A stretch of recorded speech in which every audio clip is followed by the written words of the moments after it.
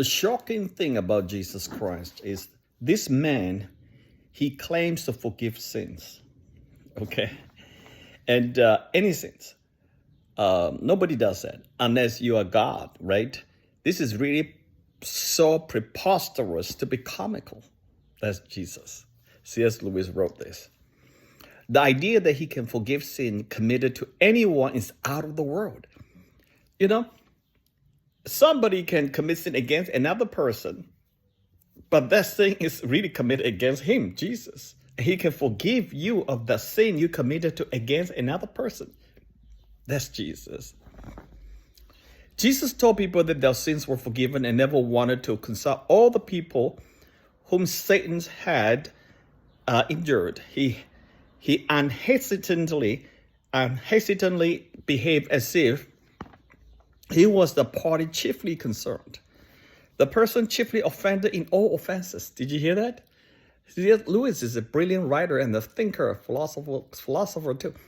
Basically, he said, this guy called Jesus, he said he's offended by all the offenses in the world, as if all the offenses in the world is his chief offense. The person chiefly offended through all the offenses of the world, it's him. That's how he behaved.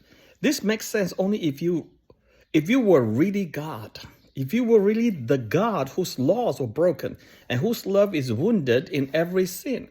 Now, this is important now.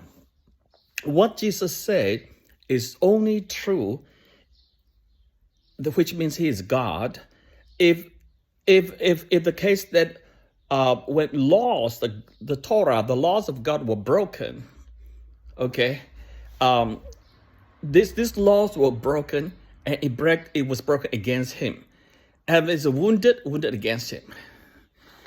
This would have seemed silliness and conceit by rival by any character in history if he were not God or even his enemies.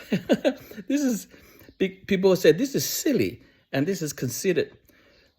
But when they read, but the thing is this, when they read the gospel, do not usually get the impression of silliness and conceit. And that is true. That is true as well.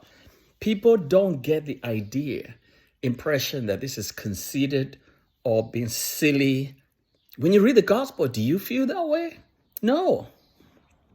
There's really something to Jesus then. All right? So, Lewis said, I'm ready to accept Jesus. A lot of people say, I'm ready to accept Jesus as a great moral teacher. That's it, great moral teacher. But I don't accept him to be God. Now, that you hear that a lot. This is the one thing we must not say. The man who was merely a man and said of the sort of things Jesus said would not be a great moral teacher. He can't be a great moral teacher, the things that he said. You see, he will either be a lunatic on the level with the man who says he's a poached egg. He's a poached egg.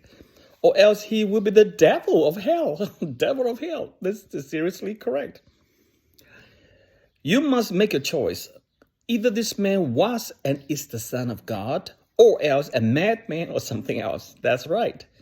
You can shut him out or spit at him and kill him. Or you can bow down your feet and call him Lord and God. But let us not come with any patronizing nonsense about him being a great moral human teacher. Got that? That is the least thing that is making sense. He has not left that open to us, and he did not intend to.